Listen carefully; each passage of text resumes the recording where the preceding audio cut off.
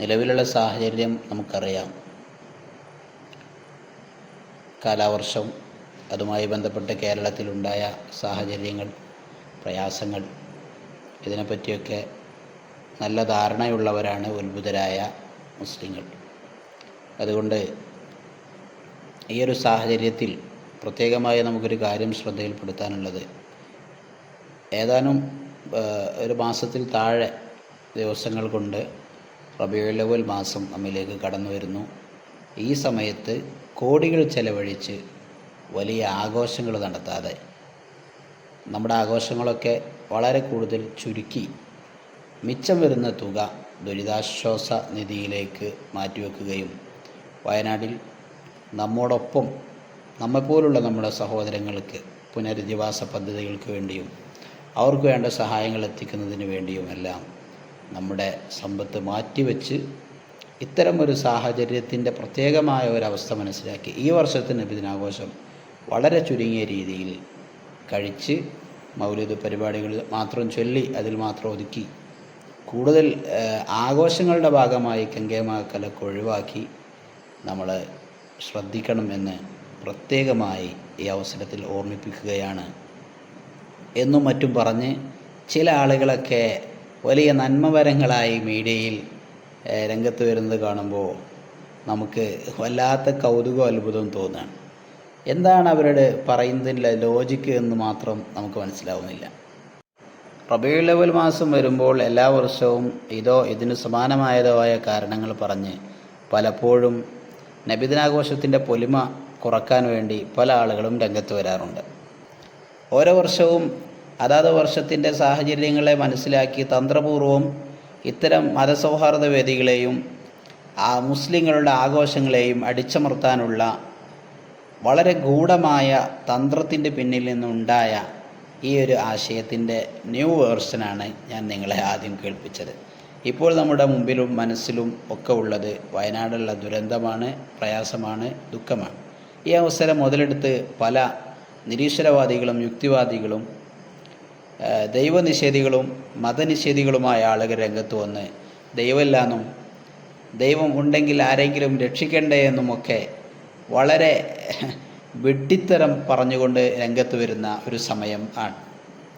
അപ്പോൾ അതുമായി ബന്ധപ്പെട്ടൊക്കെ ഓരോ വാദങ്ങൾ കേൾക്കുമ്പോൾ നമ്മൾ അതിനെപ്പറ്റി ചിന്തിച്ചാൽ അതിൽ അടങ്ങിയിരിക്കുന്ന വങ്കത്തരം എത്രത്തോളാണെന്ന് പറഞ്ഞു തീർക്കാൻ കഴിയില്ല. ഞാൻ ഫോക്കസ് ചെയ്യാൻ ഉദ്ദേശിക്കുന്ന ഏരിയ നബിദിനാഘോഷവുമായി ബന്ധപ്പെട്ട് പറയപ്പെട്ട ഈ തമാശകളാണ്. ദുരിതാശ്വാസ നിധിയിലേക്ക് സഹായിച്ച് നബിദിനാഘോഷം കുറച്ചുകൂടെ എന്നാണ് ചോദിക്കുന്നത്. ചോദിക്കുന്ന ആൾ എന്താണ് ആ രംഗത്ത് ചെയ്തത് എന്നൊന്നും അങ്ങോട്ട് ചോദിക്കാൻ പാടില്ല. ഇരിക്കട്ടെ. അപ്പോൾ ഇത് കേൾക്കുന്ന ഘട്ടത്തിൽ പല ആളുകൾക്കും ശരിയാണല്ലോ എന്ന് തോന്നും. ഞാൻ ചോദിച്ചു, എന്തിനാണ് നബിദിനാഘോഷം ചുരുക്കണം എന്ന് പറയുന്നത്? ദുരിതാശ്വാസ നിധിയിലേക്ക് കൊടുക്കണം എന്ന് പറഞ്ഞാൽ പോലെ. അപ്പോൾ പാവങ്ങളുടെ അവസ്ഥ മനസ്സിലാക്കി നബിദിനാഘോഷം നടത്തുന്നതോടൊപ്പം കൊടുത്താൽ എത്രയാ കൊടുക്കുക എന്നതിനൊരു കണക്കുണ്ടല്ലോ. അതേസമയം അത് ചുരുക്കി കൊടുക്കുമ്പോൾ അതിനനുസരിച്ച് കൂടൂലേ കൊടുക്കുന്നത് എന്നാണ് ചിന്തിക്കുന്നത്. കൂടൂല, അതൊരിക്കലും കൂടൂല.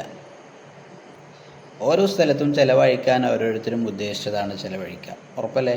ഒരു വിവാഹം നടക്കുകയാണ്, കെങ്കേമമായി നടത്തണം. അതിന് ജ്വല്ലറിയിൽ കൊടുക്കേണ്ടതേ ജ്വല്ലറിയിൽ കൊടുക്കൂ, ടെക്സ്റ്റൈൽസിൽ കൊടുക്കേണ്ടതേ ടെക്സ്റ്റൈൽസിൽ കൊടുക്കൂ, പച്ചക്കറി കടയിൽ കൊടുക്കേണ്ടതേ അവിടെ കൊടുക്കുള്ളൂ. ഒന്ന് ഉഷാറാവട്ടെ എന്ന് വിചാരിച്ചിട്ട് മറ്റേ സ്ഥലത്ത് കൊടുക്കാനുള്ളത് ഇവിടെ കൊടുക്കൂല, ഇവിടുത്തത് ചുരുക്കി അവിടെ കൊടുക്കൂല, അങ്ങനെയല്ലേ? അപ്പോൾ അതൊന്നും ശരിയായ കാര്യമല്ല. നെക്സ്റ്റ്, നബിദിനാഘോഷം വയനാട്ടിലെ ദുരിതം അനുഭവിക്കുന്ന ആളുകളുണ്ടാകുമ്പോൾ നബിദിനാഘോഷത്തോടൊരു എതിർപ്പുണ്ടായിട്ട് പറയുന്നില്ല, അതിനോടൊരു വിയോജിപ്പുണ്ടായിട്ടില്ല. ഈ വർഷത്തെ ഒരു പ്രത്യേക സാഹചര്യം കണക്കിലെടുത്ത് നമ്മൾ ചുരുക്കണ്ടേ എന്നാണ്. അങ്ങനെയെങ്കിൽ ഈ പ്രയാസവും ദുഃഖവും വിഷമമൊക്കെ അനുഭവിക്കുന്ന ആളുകൾ ഈ ഒരു വർഷം മാത്രമേ ഉണ്ടാവുള്ളൂ? കഴിഞ്ഞ വർഷങ്ങളിൽ ഉണ്ടായിട്ടില്ലേ? കൊറോണയുടെ പ്രയാസം ഉണ്ടായിട്ടില്ലേ? നിപ്പൻ്റെ ബുദ്ധിമുട്ടുണ്ടായിട്ടില്ലേ? കവളപ്പാറ ദുരന്തം ഉണ്ടായിട്ടില്ലേ? വേറെ എത്ര ദുരന്തങ്ങൾ പ്രശ്നങ്ങളുണ്ടായി. ലോകത്ത് എല്ലാ കാലത്തും പ്രയാസമനുഭവിക്കുന്നവരും ദുഃഖമുള്ളവരും ഫലസ്തീനിലെ ഗസ പോലുള്ള സ്ഥലത്ത് പ്രയാസം അനുഭവിക്കുന്നവരും എല്ലാ കാലത്തും ഉണ്ടാവും. അപ്പോൾ ആ പ്രയാസം അനുഭവിക്കുന്നവരെ ഹൈലൈറ്റ് ചെയ്ത് ലോകം മുഴുവനും അവർക്ക് വേണ്ടി പ്രവർത്തിക്കാനുള്ള ഊർജം കൂടി നഷ്ടപ്പെടുന്ന വിധത്തിൽ ദുഃഖാചരണം നടത്തണം, ടെൻഷനായി കഴിയണം എന്നാണോ പറയുന്നത്? അത് ചില ആളുകളുടെ താല്പര്യമാണ്. വിശ്വാസികൾ അത് ചെവിക്കൊള്ളാൻ തയ്യാറല്ല.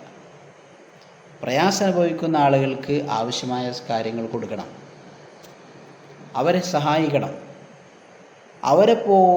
അവരെപ്പോലെ പ്രയാസവും ദുഃഖവും മനസ്സിൽ വീണ്ടും വീണ്ടും കൊണ്ടുവന്ന് അവരെ ഹെൽപ്പ് ചെയ്യാനുള്ള ഒരു എനർജി പോലും നഷ്ടപ്പെടുത്തല്ല വേണ്ടത്. ദുഃഖാചരണം ഇസ്ലാമികമല്ല എന്ന് നമ്മൾ മനസ്സിലാക്കണം. 2, നമ്മൾ ഈ ദുഃഖത്തെ ഹൈലൈറ്റ് ചെയ്ത് കാണിച്ച് ചെയ്യേണ്ട കാര്യങ്ങൾ.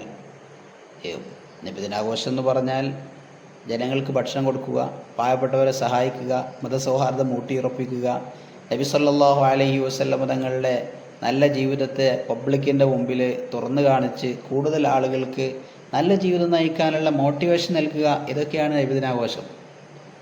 ഒരു ഭാഗത്ത് ദുരന്തം നടന്നതിൻ്റെ പേരിൽ ഈ സൽപ്രവർത്തനങ്ങളൊക്കെ നിർത്തിവെച്ചാൽ, ഒരു ഭാഗത്ത് പ്രയാസം അനുഭവിക്കുന്ന ആളുകളെ ഹൈലൈറ്റ് ചെയ്ത് ഈ നല്ല കാര്യങ്ങളൊക്കെ വേണ്ടാന്ന് വെച്ചാൽ, ഒരു കാലത്തും ഒരു നല്ല പ്രവർത്തനവും ഒരാൾക്കും ചെയ്യാൻ കഴിയില്ല. ലോകത്തെപ്പോഴും പ്രയാസം അനുഭവിക്കുന്ന ആളുകൾ എവിടെയെങ്കിലും ഉണ്ടാവും. അവരെ ഹൈലൈറ്റ് ചെയ്ത് ഇനി ഒരു നന്മയും ആരും ചെയ്യരുത്, ഇനി ഒരു നന്മ മാത്രം ആരെങ്കിലും വല്ല നന്മയിലും ചെയ്യുകയാണെങ്കിൽ ആ പ്രയാസം അനുഭവിക്കുന്ന ആളുകളെ ഹെൽപ്പ് ചെയ്താൽ മാത്രം മതി എന്ന് പറഞ്ഞത് എത്രത്തോളം ലോജിക്കുള്ള കാര്യമാണ് എന്ന് നിങ്ങൾ ചിന്തിച്ചിട്ടുണ്ടോ? സാധാരണഗതിയിൽ ചോദിക്കാറുണ്ട്, നബിദിനാഘോഷം പാടില്ല, അതുപോലെ മുത്തുനബിയുടെ പേരിൽ സന്തോഷ പ്രകടനം പാടില്ല, അത് പ്രത്യേകമായ ഒരു മാസം റബീഉൽ അവ്വലിൽ പ്രത്യേകമായ ഒരു ദിവസം പാടില്ല എന്നൊക്കെ പറയുമ്പോൾ, ഈ പറയുന്ന ആളുകളുടെ പരിപാടി, സ്ഥാപനത്തിൻ്റെയും സംഘടനയുടെ പരിപാടികളൊക്കെ കൃത്യമായ ഡേറ്റ് വെച്ച് കൃത്യമായ വർഷം തോറും നടത്തി വരാറുണ്ടല്ലോ.